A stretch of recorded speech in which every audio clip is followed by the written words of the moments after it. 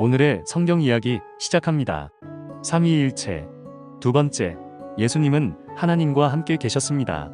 이 시간에는 삼위일체 교리가 아닌 성경 말씀 바탕으로 예수님은 피조물이란 이단의 교리를 비판하겠습니다. 앞서 우리는 이렇게 질문했습니다. 삼위일체라는 교리는 정말 예수님과 성령의 권위를 지키는데 도움이 되었는가? 그 교리가 오히려 그분들의 사역과 정체성을 제한하고 고정된 틀에 가두지 않았는가? 이 질문 앞에서 교회는 이단의 공격으로부터 자유로워지기 위한 방패로 삼위일체라는 교리를 세웠습니다. 그러나 그 방패는 결국 예수님의 고백마저도 묵살시켜버리는 결과를 낳고 말았습니다. 4세기 초 알렉산드리아의 아리우스는 예수님이 하나님께서 지으신 첫 번째 피조물이라고 주장했습니다.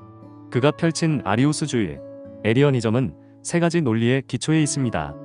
첫째, 예수님은 하나님께 순종하셨기 때문에 하나님보다 낮은 존재라는 주장. 둘째, 예수님은 태어났으므로 시간 속에서 만들어진 피조물이라는 해석. 셋째, 하나님은 유일하신 분이므로 예수님이 하나님이면 유일성이 무너진다는 논리입니다. 이 중 우리는 두 번째 주장, 즉 예수님은 피조물이다라는 논리에 대해 말씀으로 분명히 반박할 수 있습니다. 요한복음 8장 58절에는 예수님께서 아브라함이 나기 전부터 내가 있느니라라고 선포하셨습니다. 이 말씀은 예수님께서 단순히 시간적으로 앞선 존재가 아니라 창조 이전부터 하나님과 함께 계셨던 분이라는 것을 분명히 보여줍니다. 또한 창세기 1장 2절에는 하나님의 영이 수면 위에 운행하시니라고 기록되어 있으며 창세기 1장 26절에는 우리의 형상을 따라 우리가 사람을 만들자는 말씀이 창세기 3장 22절에는 이 사람이 우리 중 하나같이 되었도다는 표현이 기록되어 있습니다. 이 구절들은 예수님이 피조물이 아니라 창조에 함께하신 하나님과 같은 본질의 인격이셨음을 간접적으로 드러내는 증거입니다. 그리고 예수님께서는 이 땅에 오신 목적에 대해 요한복음 6장 38절 말씀을 통해 이렇게 말씀하셨습니다. 내가 하늘에서 내려온 것은 내 뜻을 행하려 함이 아니요 오직 나를 보내신 이의 뜻을 행하려 함이라. 이 고백은 예수님께서 자신의 뜻을 억지로 꺾고 복종하신 것이 아니라 모든 계획이 아버지로부터 나왔음을 분명히 인정하며 그 뜻에 기쁘게 화답하며 참여하신 것입니다. 이 순종은 굴복이 아니라 처음부터 하나님의 뜻에 동행하시기로 작정하신 화답의 순종입니다. 예수님께서는 광야에서 시험을 받으실 때에도 사단에게 주 너의 하나님께 경배하고 다만 그를 섬기라고 선포하셨습니다. 이 장면은 예수님께서 자신을 섬김의 대상으로 두지 않으시고 하나님께 드리는 자로 자리매김하신 고백입니다. 예수님은 하나님의 아들로서 자신이 하나님과 구분된 인격임을 분명히 하시면서도 그 뜻에 자발적으로 순종하신 것입니다. 여기까지는 말씀만으로도 이단의 논리를 충분히 반박할 수 있습니다.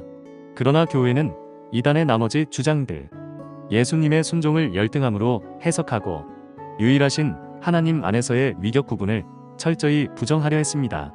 그 결과 예수님의 말씀은 교리의 틀 속에서 점점 해석 불가능한 언어로 밀려났고 그분의 고백의 진실성과 깊은 내면의 순종을 평면적으로 들여다보게 만들었습니다. 마가복음 13장 32절에는 그날과 그때는 아들도 모르고 오직 아버지만 아신다라고 기록되어 있습니다. 요한복음 14장 28절에는 아버지는 나보다 크신이라는 예수님의 고백이 마태복음 26장 39절에는 할 수만 있거든 이 잔을 내게서 지나가게 하옵소서 그러나 아버지의 뜻대로 하옵소서라는 기도가 담겨 있습니다. 이 고백들은 예수님의 겸손과 순종 그리고 성부 하나님의 뜻 앞에서 자신을 낮추신 믿음의 고백입니다.